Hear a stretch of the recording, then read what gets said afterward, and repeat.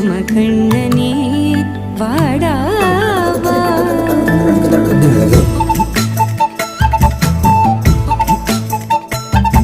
கண்ணுக்குள் கொத்தி வைப்பேன் என் செல்ல கண்ணனேவா.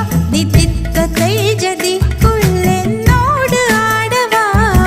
அடிக்கடி உன்னை பிடிக்க நான் மன்றாடி